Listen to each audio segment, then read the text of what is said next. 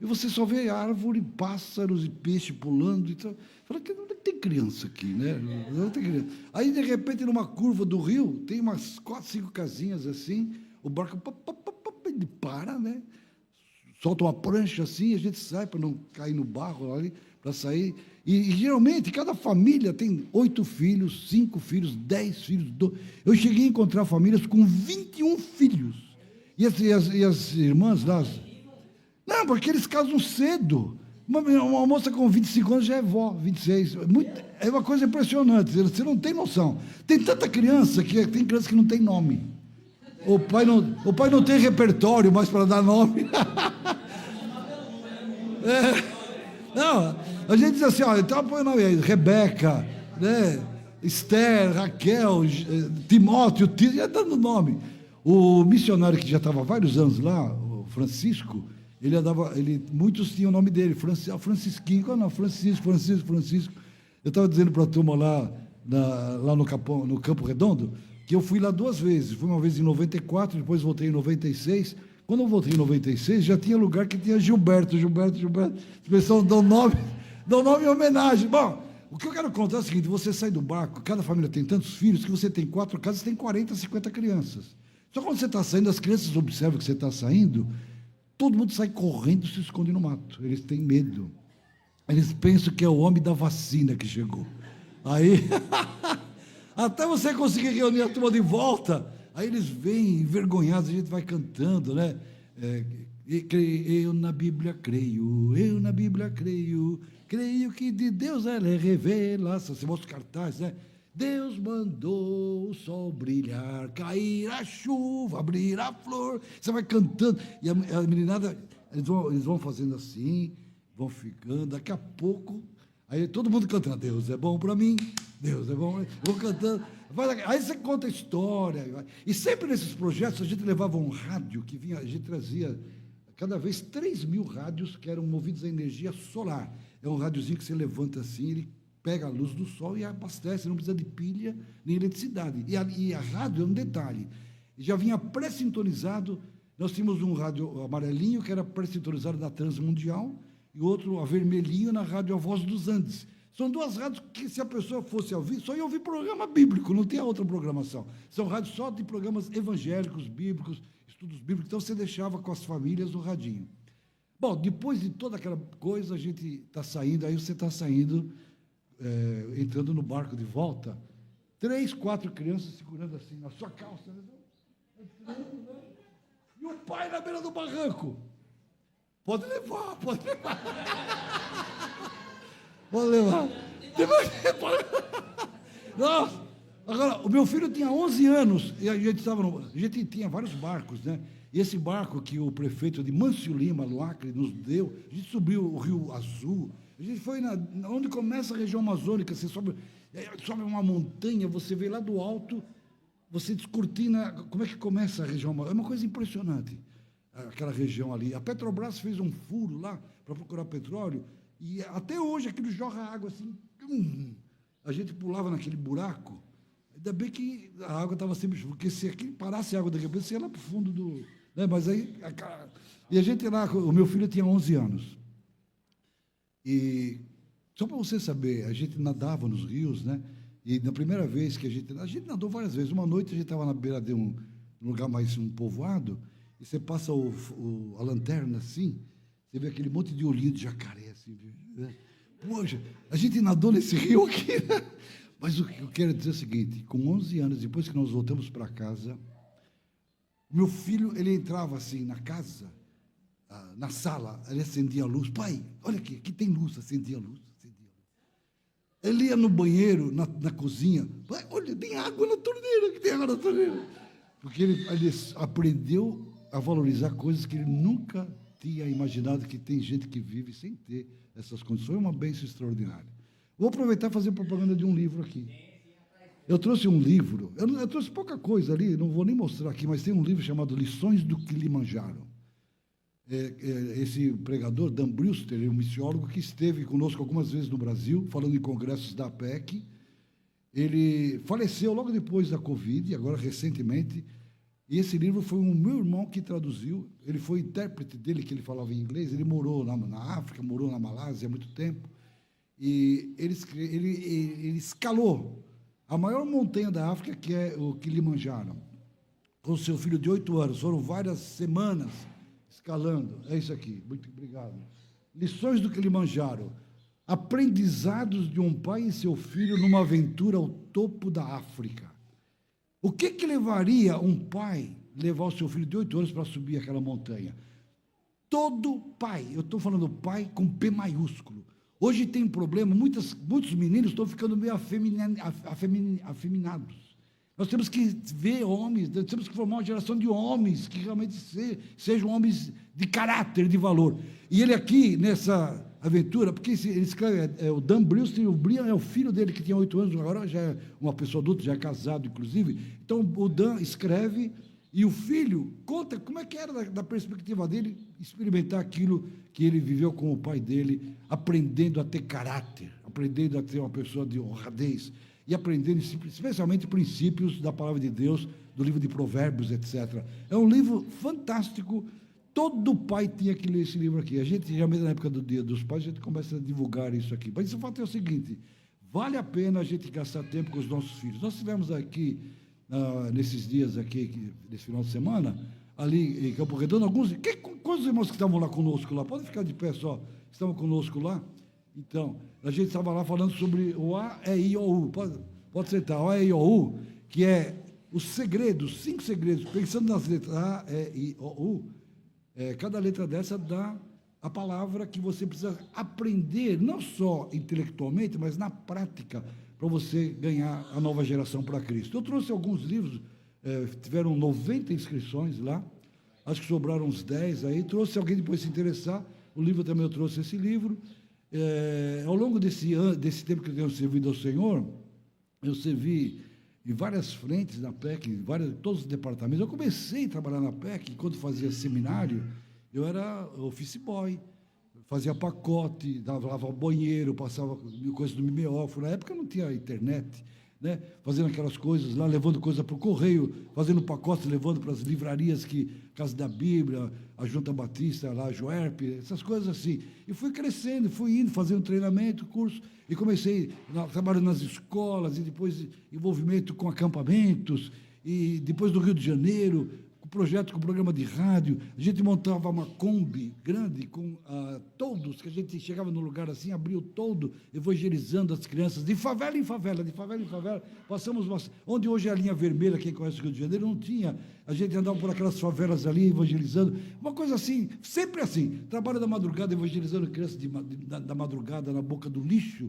da prostituição, na boca do luxo, quando tem muitas crianças ali que ficam ali para poder ganhar algum dinheirinho, vendendo algum doce, alguma bala, etc., fazendo trabalhos nessa natureza, e terem experiência. Depois, então, indo para a África, indígenas. Hoje nós temos 17 etnias com missionários da PEC que são indígenas, que trabalham, eles conhecem a língua, eles trabalham com a sua própria cultura.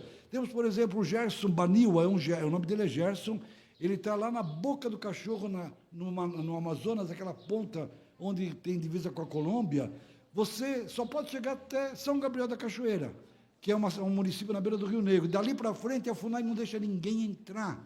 E lá tem um rio Içana, tem alguns rios de Auari, que só indígena entra lá. E esse rapaz, ele fez um curso bíblico lá em São Gabriel da Cachoeira, depois fez conosco a formação de liderança para ser missionário entre as crianças. Nós compramos para ele um barco de alumínio bem leve, com motor 40 HP, porque lá no rio, são 98 aldeias na beira daquele rio, lá para você ir até o fim. Você vai gastar dias de viagem. Por quê? Porque você está subindo o rio, no barco, tem cachoeiras, corredeiras, você tem que tirar o motor do barco, tem que tirar as coisas do barco, todo o equipamento, tem que pegar o barco, 2, 3 pessoas, andar por cima das pedras, levando... Demora algumas horas até você passar do outro lado, bota tudo no barco de novo, aí pega uma aldeia aqui, pega outra lá, depois vai embora, são 6 corredeiras assim. É um negócio assim, nenhum de nós consegue fazer isso daí. E ele está fazendo ali um trabalho extraordinário. Então, o nosso ministério sempre foi esse, procurar alcançar pessoas onde elas estão. E a gente tem, então, a experiência de ter escrito algumas coisas.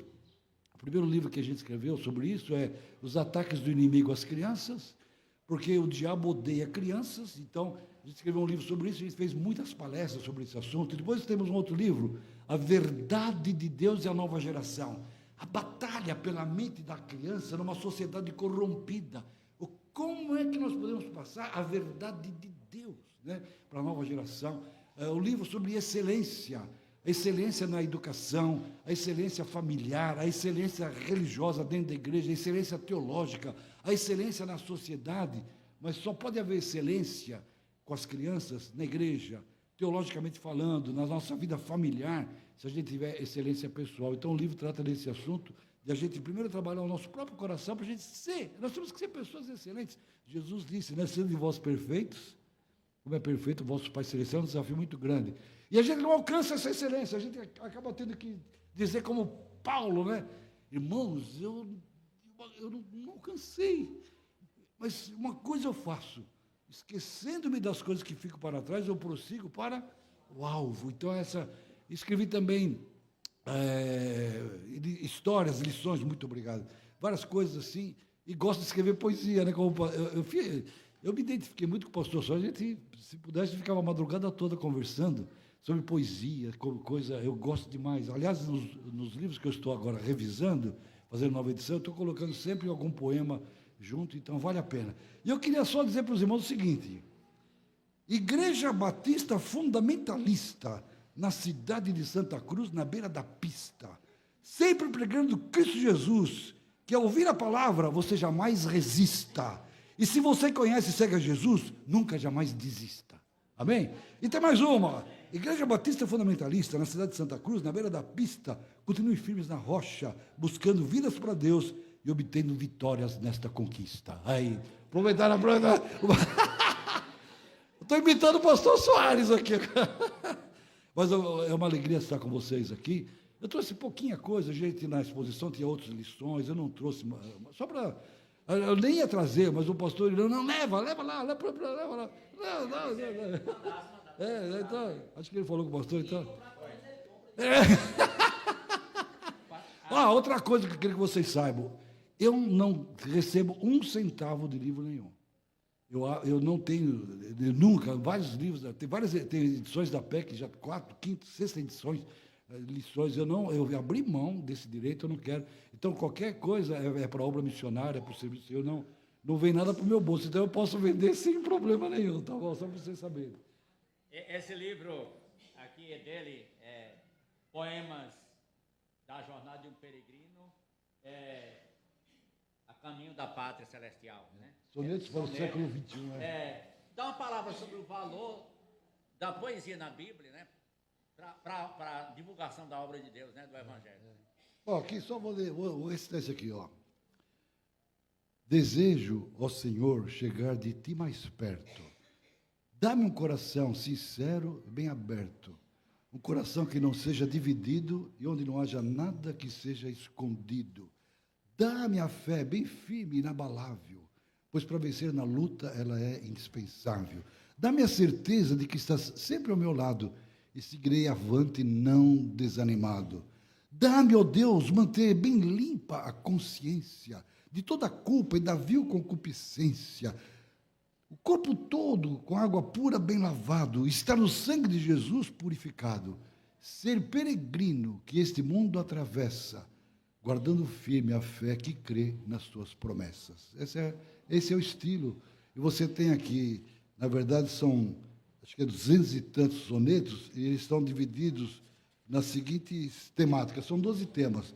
Sonetos sobre a caminhada cristã, sonetos sobre o amor à verdade, sonetos sobre o Espírito Santo, aquilo que os nossos irmãos cantaram, que a gente como lua que reflete a luz do sol.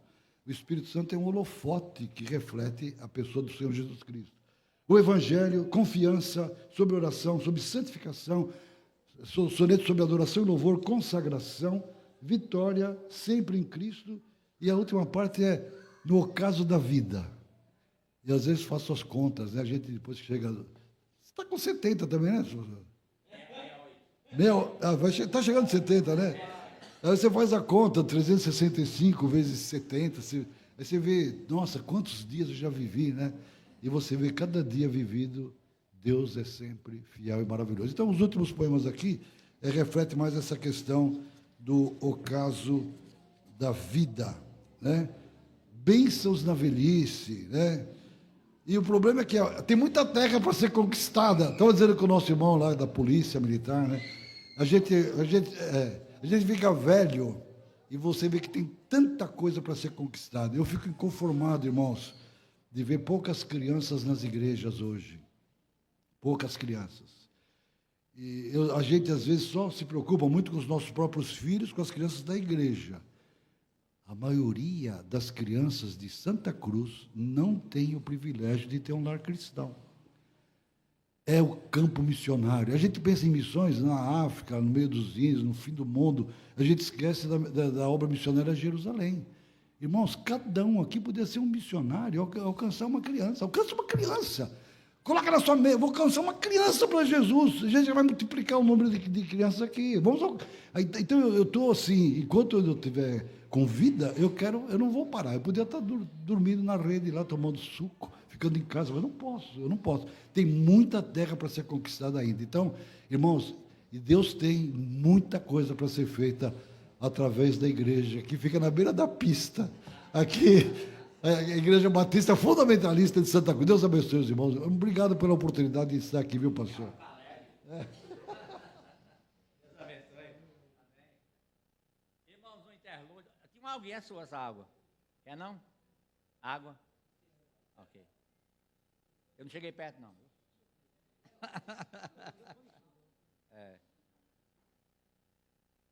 Aproveitando, tivemos aí o café. Agora vamos cantar um cântico, Gabriel, sobre o café. Certo? Alguém? Eugênio, lembra? Sobre o que comemos, né? Então, aquele tom do último hino foi cantado. Do hino 1. Aí.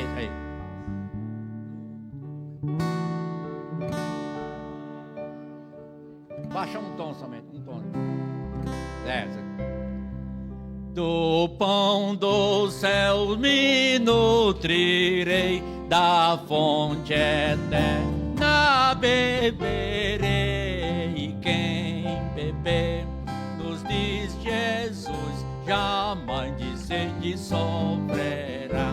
Não mais sede quer dizer, não mais sede assim será. Não mais sede quer dizer, não mais sede assim será. E quem beber, nos diz Jesus, jamais de sede sofrerá. Amém? Tá vendo, o pastor cantou lá, ele conhece. Esse cântico é antigo, é tão velho que chega novo. Tá bom. Aí, quem quiser fazer encomenda, pode encomendar. Quando ele for para aquelas bandas dos ribeirinhos ou da África, ele pode trazer um bocado de menino para distribuir. Maravilha, né?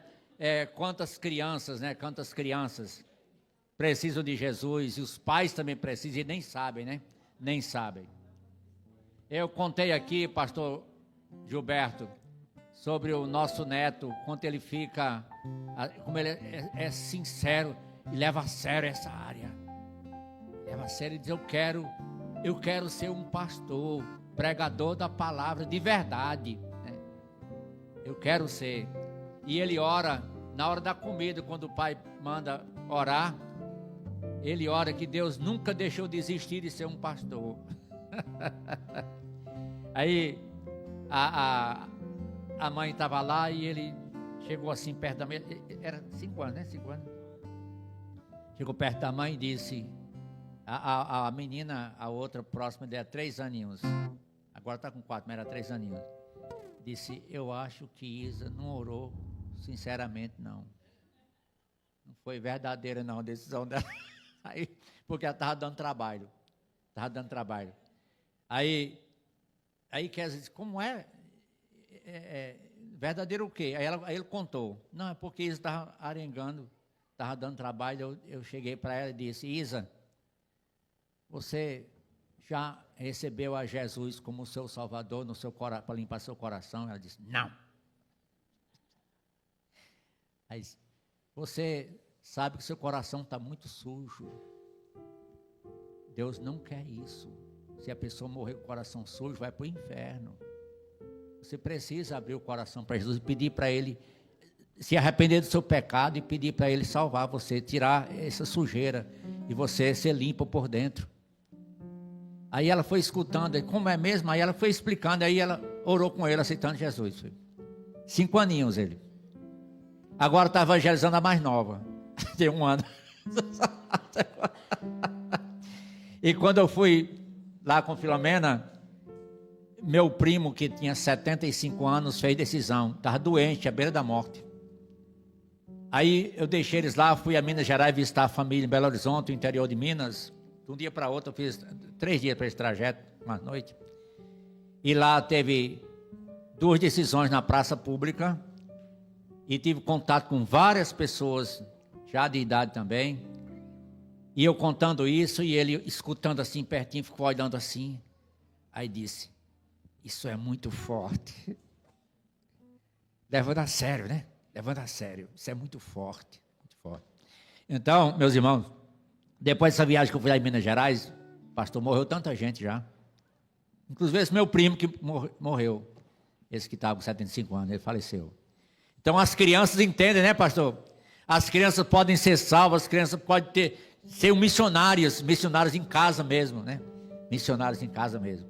Então, como é importante a gente valorizar almas preciosas para Jesus. Nossa programação na Rádio Santa Cruz é a voz do Evangelho, né? E amanhã é o dia despertando almas com a realidade eterna, porque essa vida é passageira, né? Pastor Pedro participou hoje, graças a Deus, né? Então, esse foi um interlúdio, porque agora o pastor vai trazer a palavra, né? Pastor Gilberto. Pode chegar, pastor. Foi só esse interlúdiozinho aí. E os materiais, deixe tudo aberto lá, para todo mundo ver como é, viu? Joana, você está cuidando lá, não está, Joana? Você, mas quando for no final, você vai para lá. Ô, pastor Gilberto, o café é caro, né? Prazer, uma alegria, né?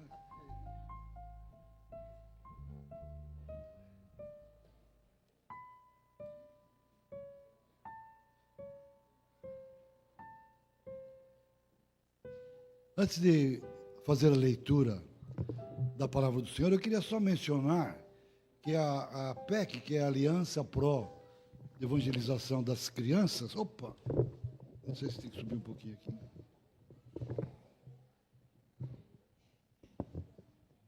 Aqui. Já peguei o jeito.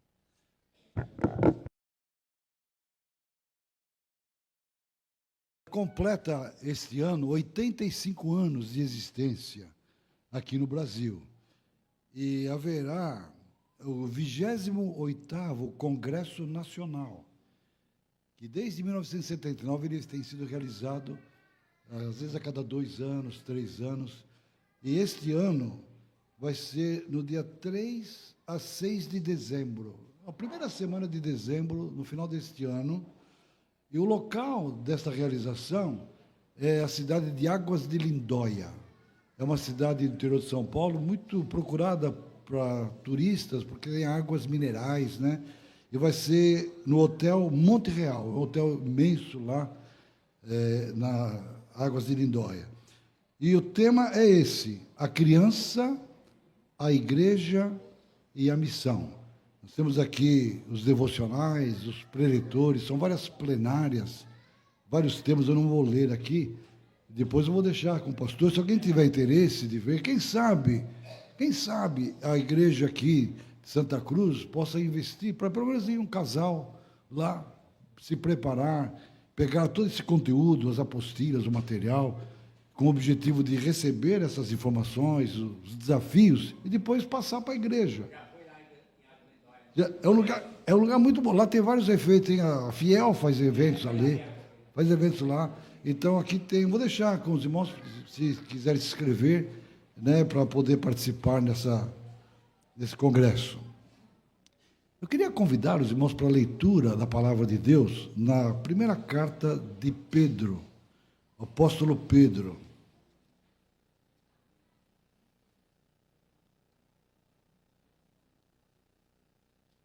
Primeira carta do apóstolo Pedro.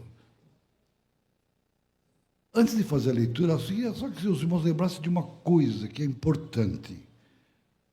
Depois da primeira mensagem, lá no dia de Pentecostes, que Pedro foi o instrumento que Deus usou, lembra que 3.000 pessoas se arrependeram, foram batizadas, a igreja começou de uma forma assim extraordinária. Agora, aqueles irmãos que se converteram, eles não tinham o Novo Testamento. Alguns que eram de origem judaica sabiam a história do hebraica, mas aqueles que eram gentios, que foram se convertendo, eles não tinham nada. Eu às vezes fico pensando, como é que eles podiam fazer? Hoje, irmãos, você tem tudo na sua mão.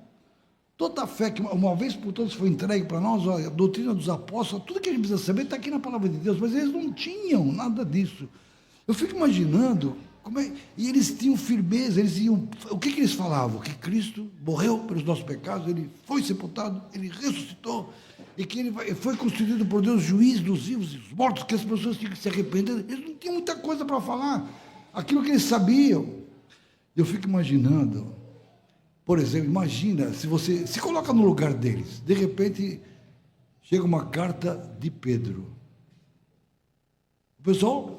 É Pedro mesmo? É de Pedro essa cara? Imagina como é que eles liam isso aqui.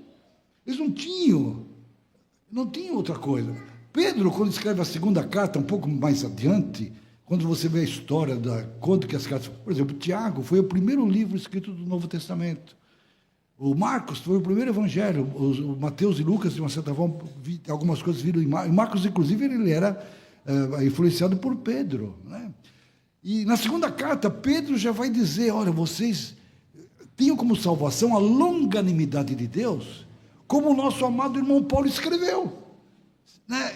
Como dizer, mas ele já coloca os escritos de Paulo como se fossem escrituras também, mas demorou mais de 100 anos. O Evangelho de João foi escrito quase no final do primeiro século, Apocalipse, João foi o último que escreveu. Então, quando eles falam, nossa, é a carta de Pedro... É o Pedro que andou com Jesus, então tinha autoridade dos apóstolos. É uma coisa impressionante. Hoje, irmãos, a gente tem tantas Bíblias de estudo, que fartura que nós temos aqui, e a gente ainda está longe de ter o mesmo calibre de vida que tinham aqueles crentes que realmente o Evangelho avançava, eles tinham realmente o amor às almas extraordinário. Que Deus nos dê essa dimensão.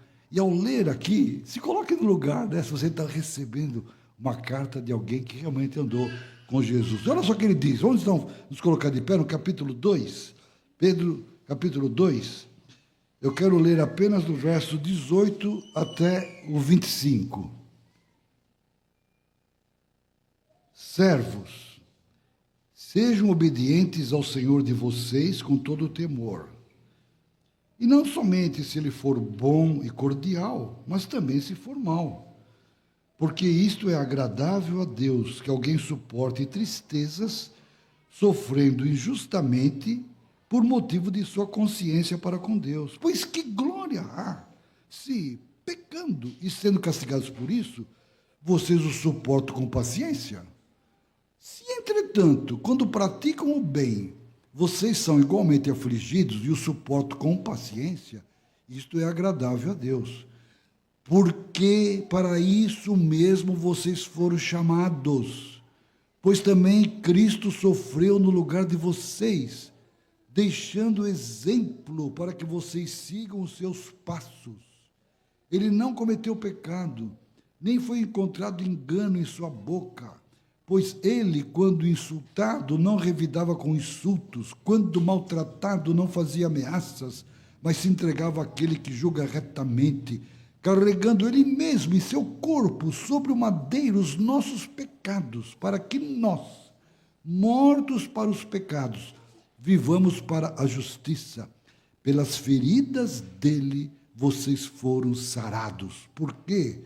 vocês estavam desgarrados como ovelhas. Agora, porém, se converteram ao pastor e bispo da alma de vocês. Ele deixou exemplo para que vocês sigam os seus passos. Senhor, que preciosa é esta manhã na casa de oração aqui, nesse local, onde o Senhor está presente, o Senhor é Deus onisciente, onipresente, onipotente. E temos lido esta palavra. Queremos que o Senhor realmente, como só o Senhor sabe e pode fazer, nos instrua nesta manhã, falando ao nosso coração e ajudando-nos, ó Deus, a que possamos atender esta recomendação de seguir o exemplo do nosso bispo, do nosso pastor, do nosso Senhor e Salvador, o Senhor Jesus Cristo. Amém. Irmãos, podem sentar. Irmãos, nós somos chamados para um discipulado. Aliás, o cântico que o irmão Pedro e sua esposa cantaram trazia essa temática também. Seguir nas pegadas realmente do nosso mestre. Agora, seria possível? Nós estamos no 3º milênio.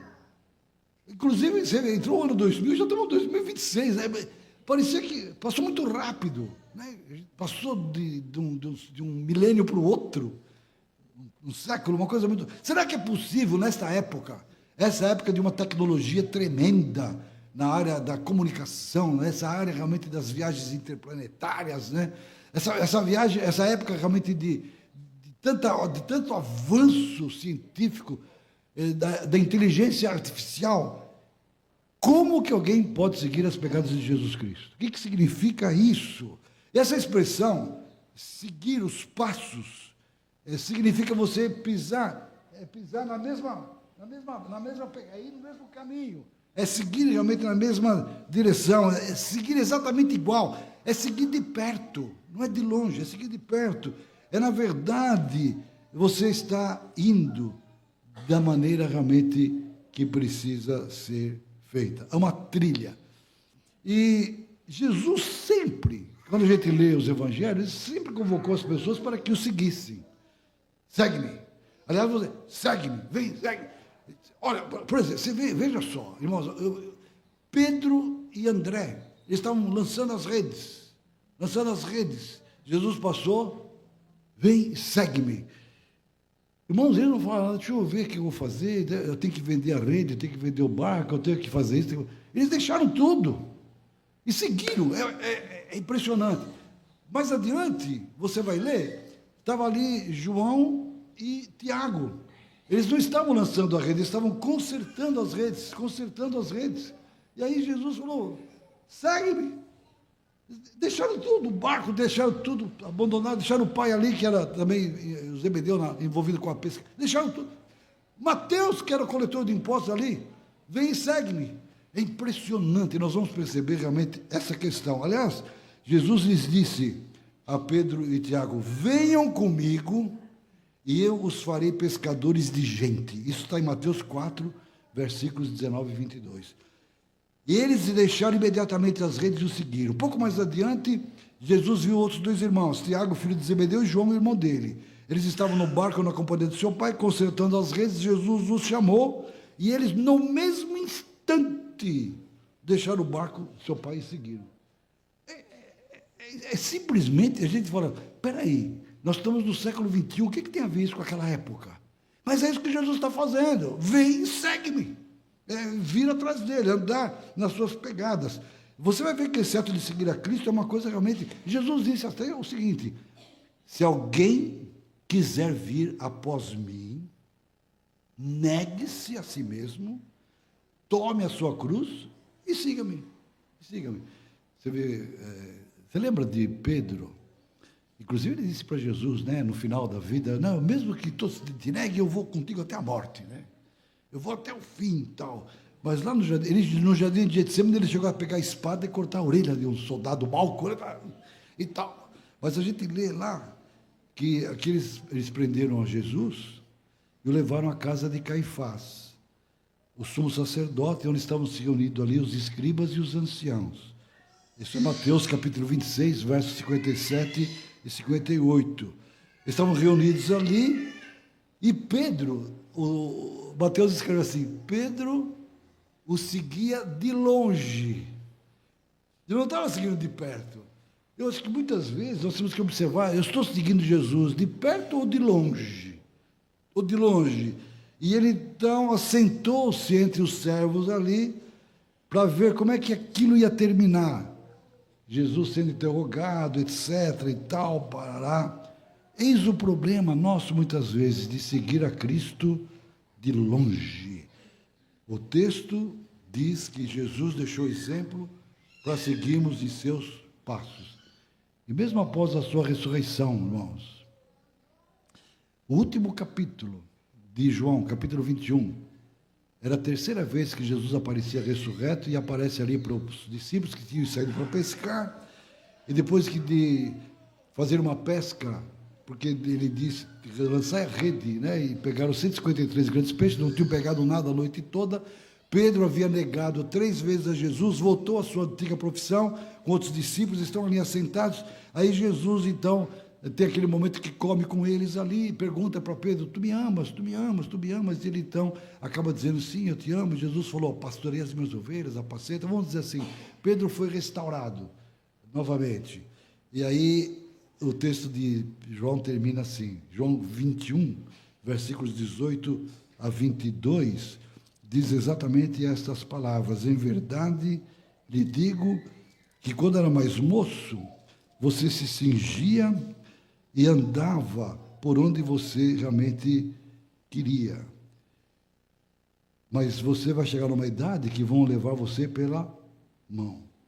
E aí, Pedro se voltou para trás e viu o discípulo a quem Jesus amava também vinha seguindo. Era aquele mesmo que nascia, tinha reclinado a cabeça sobre o peito de Jesus para perguntar, Senhor, quem é o traidor? Então, Jesus falou, Pedro, me segue. Aí ele olhou, viu que o João também vinha seguindo, ele falou, e este aí? E este aí? O que será dele? Jesus falou, olha, se eu quero que ele permaneça até que eu volte, o que você tem com isso? Quanto a você, siga-me. É impressionante que Jesus sempre dá essa, mesmo as últimas, siga-me, siga-me. E Pedro, então, quando ele está escrevendo aqui, ele sabe muito bem o que ele quer dizer.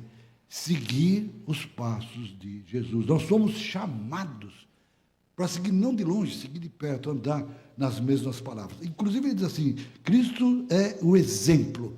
Essa palavra exemplo é uma palavra que significa, é a única vez que aparece essa palavra em todo o Novo Testamento, é uma palavra grega, que quer dizer upogramon em grego, upogramon. É o seguinte, as pessoas faziam aqui uma cópia com as letras Aleph, Beta, Gimel, as letras gregas, alfa, beta, você tinha as letras do alfabeto grego desenhada, e as crianças tinham que desenhar exatamente igual. Então, aquele padrão tinha que ser copiado exatamente igual. Esse é o exemplo. Então, era como se fosse, alguns até escrevendo por cima, para não errar, não fazer nenhum tracinho equivocado. Então, cada letra eram traçadas igualmente aquelas que o professor havia traçado. Os seres humanos dependem uns dos outros e as suas vidas se moldam pelas dos outros. A gente não só segue exemplos, como a gente acaba se tornando também exemplo para outras pessoas. Agora, quando a gente estuda a história de um povo de uma forma geral, ou a história de uma pessoa individualmente, a gente sempre encontra exemplos de pessoas que, seja para o bem ou para o mal, exercem influência. Tem pessoas que às vezes exercem uma influência para a pessoa andar no caminho do mal, outras para o caminho realmente que é correto. Que tipo de exemplo nós seguimos? Que tipo de exemplo a gente se torna para os outros? Esse é um negócio importantíssimo. E seguir nas pegadas de Cristo é algo extraordinário. Aliás, deixa eu só fazer um parênteses. Um pai, uma mãe, tem que dar para o seu filho 3 coisas. 3 coisas. A primeira coisa que você tem que dar para o seu filho, para a sua filha, é exemplo. Porque muito mais do que aquilo que nós falamos é como nós somos, o nosso jeito de ser, o exemplo. A segunda coisa que um pai e a mãe tem que dar para o seu filho chama-se exemplo. E a terceira coisa, sabe o que é? Exemplo. 3 coisas. Exemplo, exemplo, exemplo. O exemplo é algo extraordinário. Não é aquela coisa, né? Faço o que eu digo, mas não faço o que eu faço, está entendendo? é uma vida realmente de testemunho. Nós somos testemunhas de Cristo. Nós somos exemplos de Cristo. Nós temos, inclusive, pela primeira vez, onde os discípulos foram chamados cristãos, que significa ser pequenos cristos. A ideia é essa, de a gente realmente ser discípulos de Jesus Cristo. Na palavra de Deus, as palavras que são relacionadas ao discipulado é seguir, imitar, ir após, andar de perto, se aplica aos seguidores de Jesus que vivem pela fé. Porque uma vez que a gente confia em Cristo, se arrepende dos pecados e tem a vida transformada pela fé em Cristo, como Pedro escreveu aqui, pelas suas pisaduras nós somos, pelas suas pisaduras a gente foi sarado, aquele sangue vertido que nos purifica de todo pecado, nós já não somos mais de nós mesmos, eu estou crucificado com Cristo, já não sou eu quem vive, é Cristo que vive em mim. Há uma oração que a gente pode fazer um pelo outro, que é o seguinte, que com o poder do Espírito Santo em nós, trabalhando, Cristo se está em nós, que a gente possa dizer, não sou eu quem vivo, mas Cristo vive em mim. A grande bênção da igreja cristã é Cristo em vós, a esperança da glória. É uma coisa impressionante. Nós temos que voltar a ver que Cristo é o nosso modelo, nós temos que andar como ele andou, pensar como ele pensou, agir como ele agiu, deixar que Cristo cresça em nós. Esse é o grande desafio. E só pessoas que já nasceram de novo podem experimentar essa vida. E a gente sabe que para isso toda a Escritura é preciosa para nos levar nesse caminho, para nos educar na justiça. Paulo fala sobre isso, né? Toda a Escritura inspirada por Deus para que nos deixe habilitado para fazer aquilo realmente que agrada a Deus, para que o servo de Deus seja perfeito e perfeitamente habilitado para toda a boa obra. Aí eu quero tomar o exemplo de Paulo. Paulo, ele tem um versículo que às vezes é difícil a gente poder ter a mesma coragem de dizer como Paulo dizia, né? 1 Coríntios 11:1, Paulo disse assim, sejam meus imitadores, como também eu sou imitador de Cristo. Que coisa! Já pensou? Que apóstolo, sede meus imitadores, como eu também sou de Cristo. E ele escreve para um discípulo dele, chamado Timóteo, na sua segunda carta, ele diz assim, meu filho, Timóteo, quanto a você, meu filho, fortifique-se na graça que há em Cristo Jesus, e o que você ouviu de mim, na presença de tantas testemunhas, isso mesmo transmite a homens fiéis e idôneos para instruir a outros. E assim a igreja prossegue. Os irmãos têm escolas teológicas, escolas onde pessoas têm, inclusive eu sei que o Gabriel terminou o primeiro semestre lá agora. Ele está o quê? Ele está ouvindo pessoas que estão seguindo a Cristo, estão transmitindo, pessoas idôneas, fiéis, para que possam... o pastor acabou de mencionar do Pedrinho, né? O Pedrinho, imagina, como a gente precisa de menino para fazer aquele tipo de oração. Essa estátua tem boca que não fala, tem olho que não vê, que as pessoas conheçam o Deus verdadeiro. Irmãos, é uma coisa tremenda. Olha só, homens fiéis transmitem, outro vem, transmite e vai embora. Ele tem agora os filhos dele. Não é maravilhoso ver isso? E é isso que a gente precisa, seguir nas pegadas daqueles que são fiéis. Eu não conheço tanto assim, não sou muito da história da sua esposa, né? Mas sei que o pai dela foi um homem que serviu a Deus de uma forma extraordinária. Veja só que coisa, a gente tem exemplos para a gente seguir. E Paulo diz para Timóteo, no capítulo 3 da sua segunda carta, é um capítulo, se vocês quiserem abrir ali, Paulo diz ali que os últimos dias seriam dias difíceis, porque os homens seriam egoístas, avarentos, seriam realmente traidores, mais amigos dos prazeres do que amigos de Deus, sem domínio de si, cruéis, inimigos do bem, sem amor, sem afeto natural. São praticamente 18 características assim, o que você vê na sociedade hoje. Pessoas que andam longe de Deus, e olha, alguns até com aparência de religiosidade, diz assim, tendo realmente assim, aparência de piedade, mas negando o poder, não tem uma vida que vive na dependência de Deus. E ele diz para Timóteo, foge destes, não anda no caminho dos transgressores, não se assenta na roda dos escarnecedores, né? Fuge disso. E ele vai dizendo desse tipo de ambiente tão tenebroso, mas nesse capítulo que começa assim, tão ruim, chega no versículo 10, olha a mudança do tom. Mas você, Timóteo, aí você tem a palavra, tem seguido de perto Ele está andando nas pegadas de Paulo. E no que você tem que seguir de perto?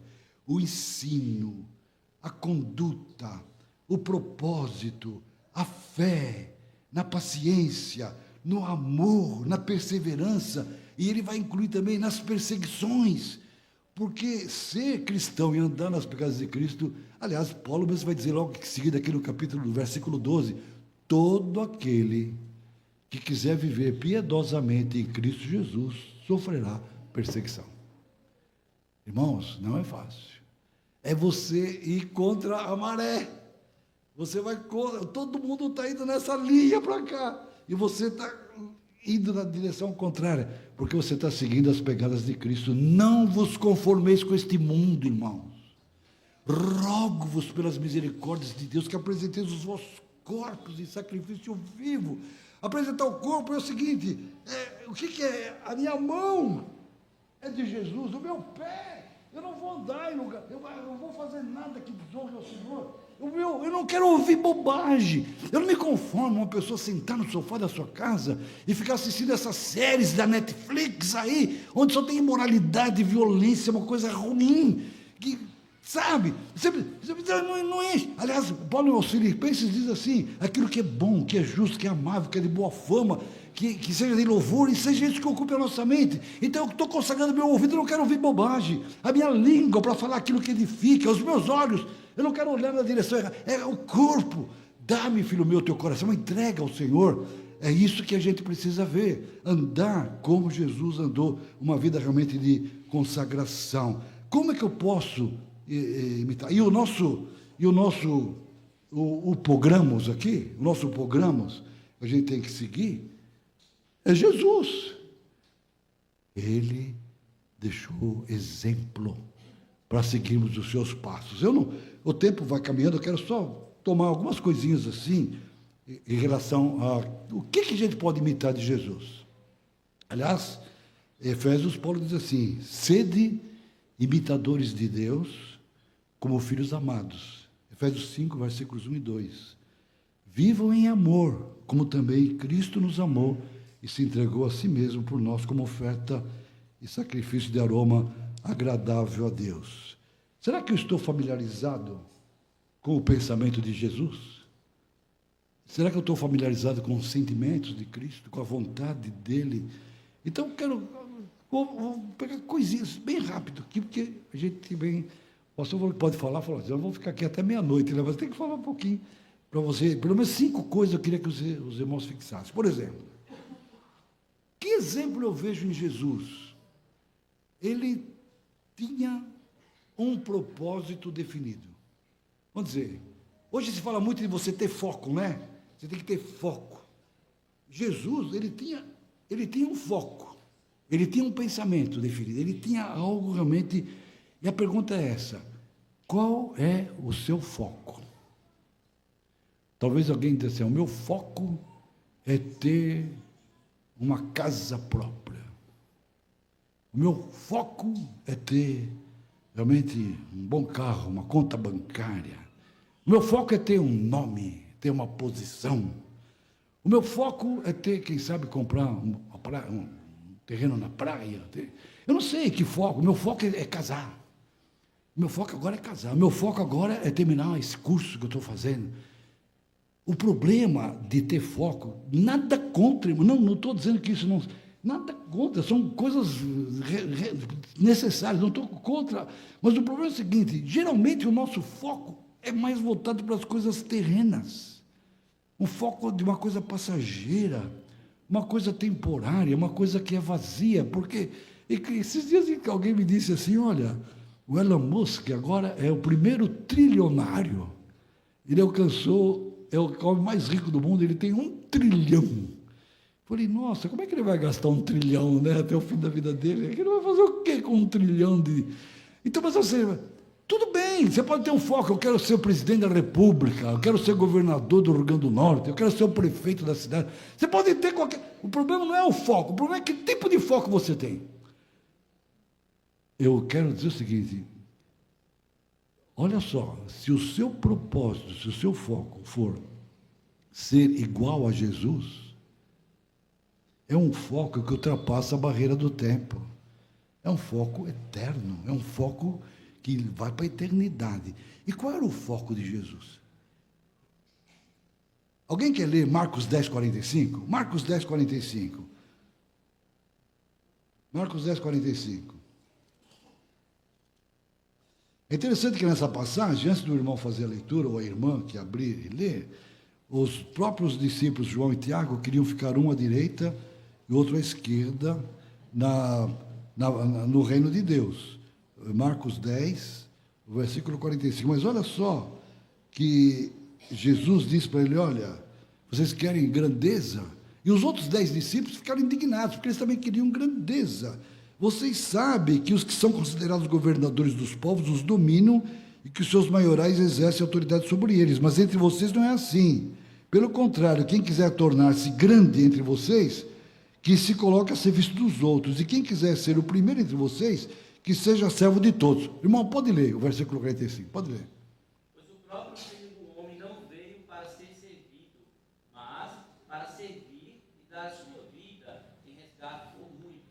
Eu fico aqui para mim, qual era o propósito de Jesus? Servir.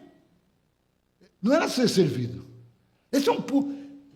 Se você tem um foco que no final dele o propósito é servir, é um foco digno de ser imitado, está entendendo? Não quero ficar numa posição de ser servido pelos outros. O foco de servir é algo realmente, um propósito. E ele define, eu vim para servir. Quer ver? Em João 18, ainda sobre esse mesmo tema, Jesus está sendo ali interrogado por Pilatos. E capítulo 18,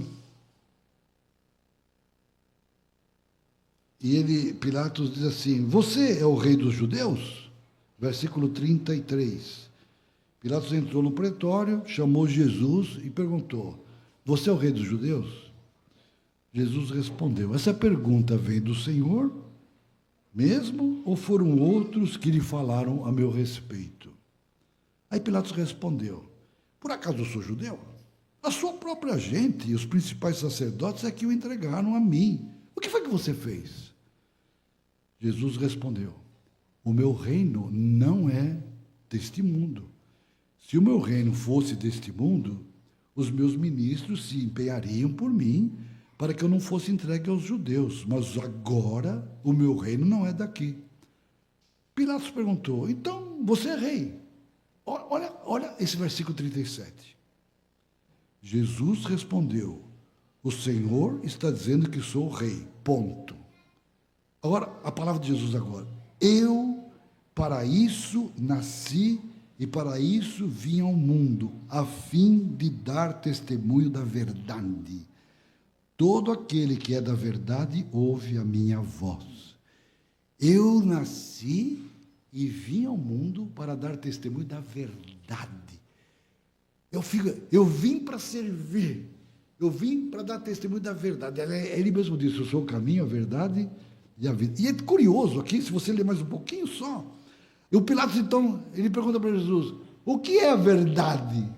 Ele está diante da verdade. E ele pergunta o que é verdade, e na mesma hora, ele vira as costas para Jesus e se dirige aos judeus e deixa Jesus de lado. Ele está diante da verdade. Não é isso que a gente vê hoje nesse mundo? Né? Você fala. E aí eu fico pensando, se eu quero seguir o exemplo de Jesus, eu quero ser uma pessoa que viva para servir e para testemunhar da verdade. Testemunhar da verdade.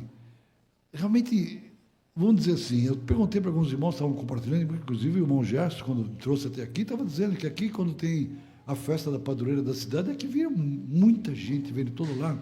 Você vê, as pessoas não param para pensar, será que eu não estou confiando na mentira?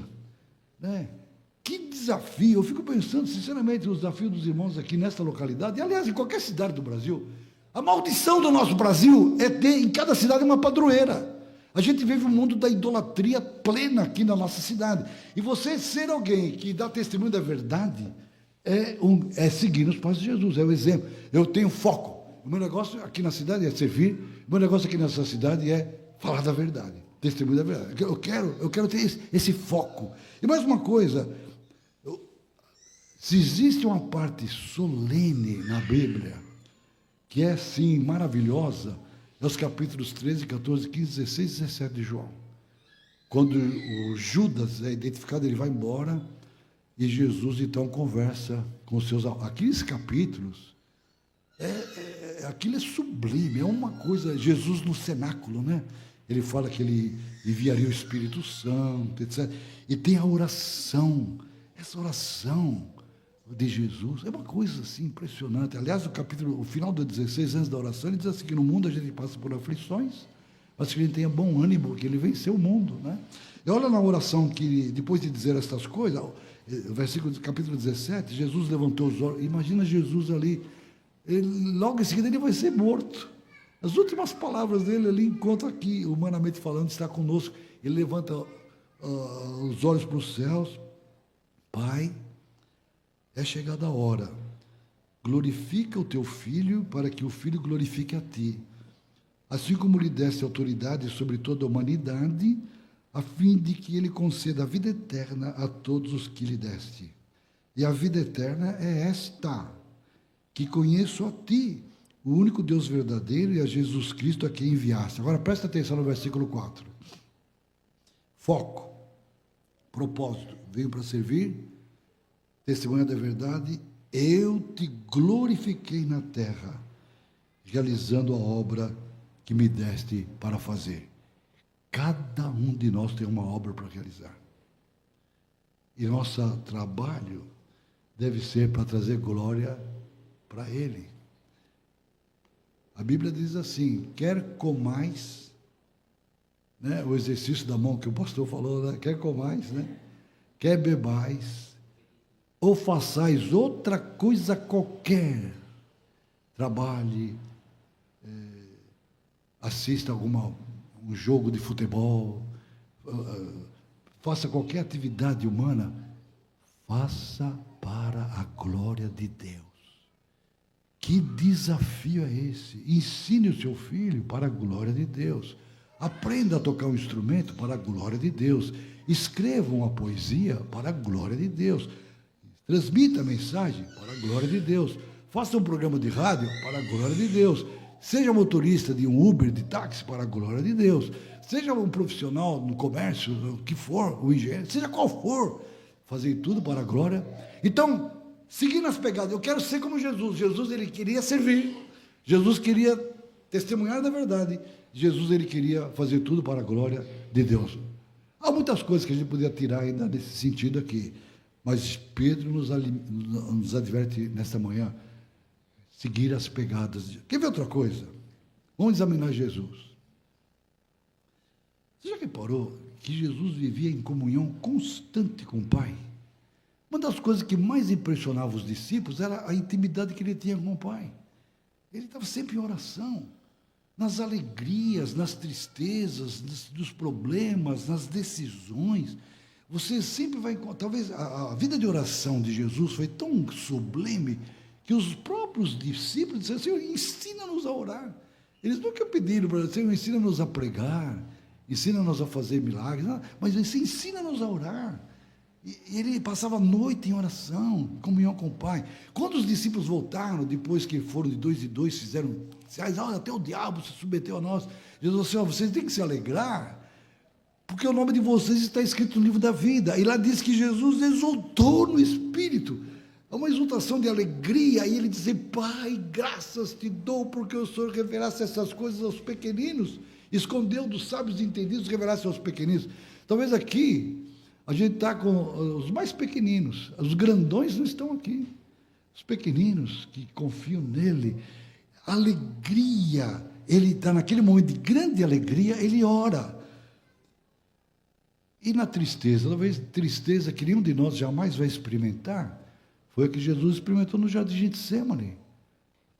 3 vezes ali, né? Até os discípulos não conseguiram acompanhá-lo, dormiam ali. E ele ali, Pai, ali, as pessoas que hoje analisam aquela situação de Getsêmani, que ele é como que gotas como que de sangue, ele suava, diz que aquilo é um negócio... é o ponto quase extremo de um estresse extraordinário, uma coisa assim de aflição tremenda. Você pode imaginar que a gente não consegue imaginar isso, alguém que nunca tinha pecado, a alma pura, ele iria receber toda a podridão do nosso pecado na cruz. Senhor, se é possível, afasta de mim esse cálice, mas seja feita a tua vontade. Se é possível, é aquilo que depois nós vamos ver na cruz, ele dizendo, Deus meu, por que me desamparaste? Ele foi desamparado da presença do Pai, sofreu por causa da nossa salvação. Deus amou o mundo de tal maneira que deu seu Filho unigênito, para que todo aquele que nele crê não pereça, mas tenha a vida eterna. No momento mais aflitivo, nenhum de nós jamais teve aflição como essa que Jesus teve.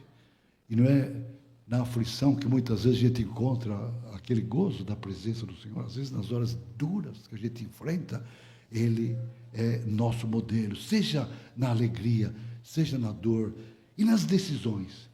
Vou dizer uma coisa para você, nunca tome nenhuma decisão sem antes orar, buscar, que a paz de Deus que nos dê realmente discernimento da sua vontade. Nunca faça nada que seja contrário à palavra do Senhor, nunca. A gente sempre está diante de decisões a serem tomadas, mas, por exemplo, na escolha dos apóstolos, ele passou a noite orando. Você vê ali, por exemplo, no Monte da Transfiguração, quando ele foi transfigurado, era um momento que ele tinha que partir para Jerusalém. Ele foi lá para orar, ele subiu ao monte a fim de orar, levou Pedro, Tiago e João, aí aparece ali Elias e Moisés, né, e tal. E ali se ouve a voz do Pai dizendo, este é o meu filho amado, a ele ouvi. Moisés e Elias, os profetas, e a lei sai fora, é Cristo Jesus, mas ali ele fala, ele tem que cumprir o êxodo de ir até a cruz. Era uma decisão tremenda, que era um momento de decisão. Tanto é que Jesus sempre dizia, ainda a hora não chegou, a minha hora não é chegada, a minha hora não é chegada. Nós temos que buscar realmente, não case, não entre no emprego, não faça uma decisão nenhuma sem estar em plena comunhão com o Senhor. Ele nos dá um exemplo, comunhão constante com o Pai. Outra coisa que Jesus realmente dá um exemplo para nós, para a gente seguir, temos que seguir as pegadas dele. Jesus conhecia profundamente as Escrituras. Jesus conhecia profundamente as Escrituras. Se você lê os Evangelhos, tudo que Jesus fala está ligado à palavra de Deus. É impressionante, é impressionante. As citações que ele faz, os exemplos, as histórias, é uma coisa. Ele conhecia as Escrituras, inclusive até quando ele tinha 12 anos, irmãos, no templo, os doutores ficaram maravilhados pela sua sabedoria nas Escrituras. É impressionante. Jesus, ele lembra que depois da ressurreição, ele até abriu o entendimento dos apóstolos para compreenderem que tudo quanto estava escrito se referia a ele, na lei, nos profetas e tal, nos salmos, etc.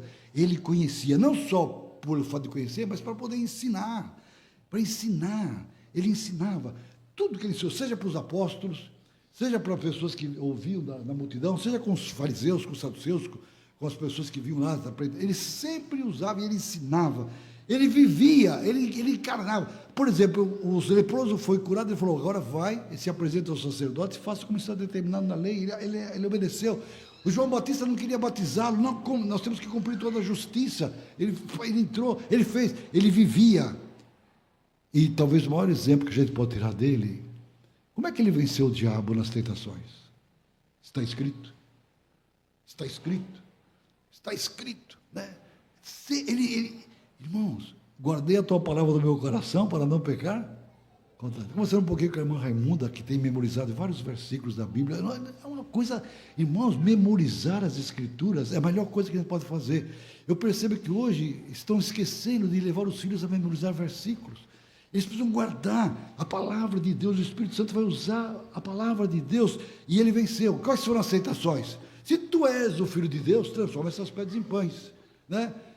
Atira-te do pináculo que os anjos vão sustentar, né? Eu te darei toda a glória dos mundos. Sempre aquilo que João também escreve.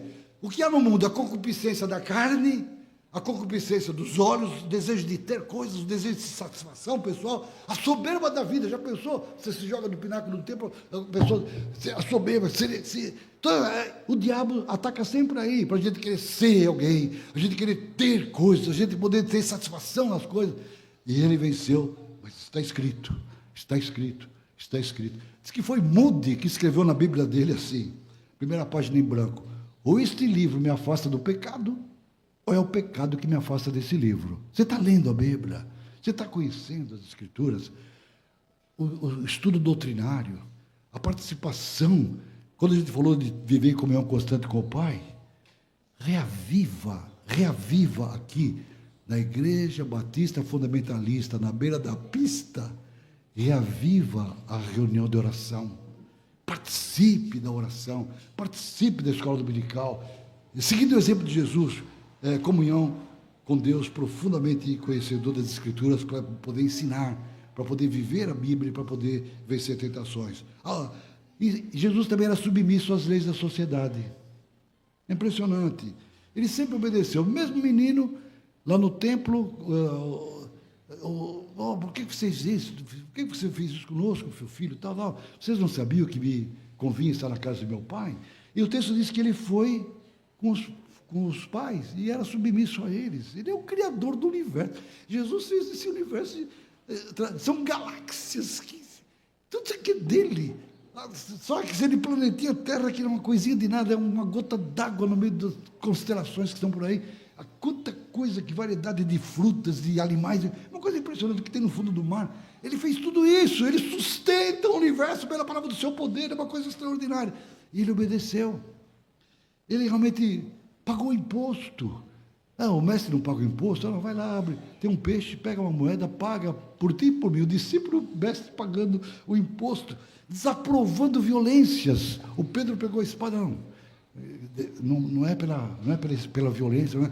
É impressionante o exemplo que Jesus nos dá. E o último deles que eu quero falar é o amor. Que amor que Jesus tinha. É um amor, nas Bíblias mais antigas, o amor é paciente, é bondoso. Usava a palavra caridade, né? A caridade, as versões mais antigas. A palavra caridade perdeu aquele efeito, mas é uma palavra muito forte. É um amor que se dá.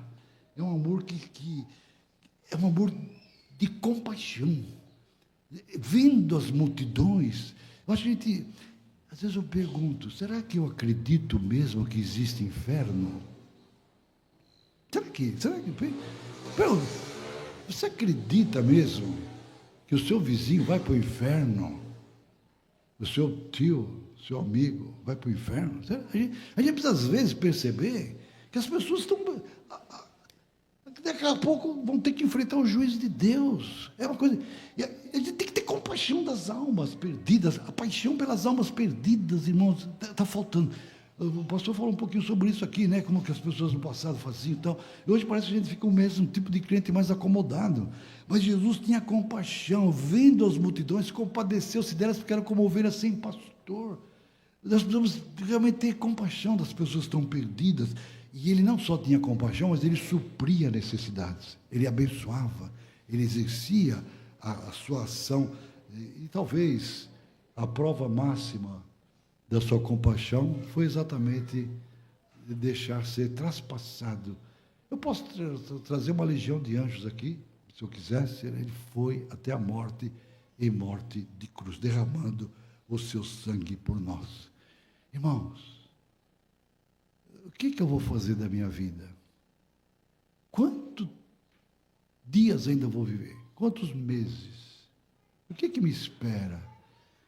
Que nós possamos, nesta manhã, ouvir a palavra deste apóstolo que disse: Cristo morreu, sofreu exemplo para que vocês sigam os seus passos. Que eu e você possamos dizer: Senhor, me ajuda a ter meu propósito não é nas coisas do mundo, pensando nas coisas do alto. Meu propósito é estar junto com o Senhor. E eu terminaria recitando um poemazinho, pastor, se me permite, né? Vejo hoje Jesus Cristo como alguém que é benquisto. Multidões falam o seu nome. A sua fama é enorme. Os que são seus seguidores mencionam os favores que por ele foram dados, sentem-se por ele amados. Esta popularidade choca-se com a verdade que o real discipulado tem que ser bem calculado. Há uma cruz a ser tomada. Há perigos na jornada. A renúncia é ingrediente do cristão obediente. Há um amor absoluto ao Cordeiro impoluto. Ele torna-se o guia, ele é a sabedoria. É exemplo a ser seguido por quem nele sim tem crido. Qual será a diferença quando alguém diz ter a crença, mas a sua vida não combina com o que Jesus ensina? Mas se vê nesta pessoa a virtude santa e boa, que é puro resultado de um viver que é controlado pelo Espírito que é santo, é por isso que eu me espanto e procuro com desvelo ter só Cristo por modelo e ter como autoridade só a Bíblia, a verdade, que por Deus foi inspirada e que guia na jornada. Pouco importa o perigo, é com Cristo que prossigo. Irmãos, que vocês prossigam seguindo as pegadas de Cristo. Amém? Amém. Quem ama o seu pai ou sua mãe mais do que a mim, não é digno de mim. Jesus disse isso. Quem ama o seu filho e a sua filha mais do que a mim, não é digno de mim. E quem não toma a sua cruz e vem após mim, não é digno de mim. E Jesus disse aos seus discípulos: se alguém quer vir após mim, negue-se a si mesmo. Tome a sua cruz e siga-me, pois quem quiser salvar a vida, a perderá. E quem perder a vida por minha causa, esse a achará. De que adiantará uma pessoa ganhar o mundo inteiro e perder a sua alma? Ou que dará uma pessoa em troca da sua alma? Que Deus nos abençoe e nós sejamos realmente discípulos de Cristo Jesus. Amém? Amém.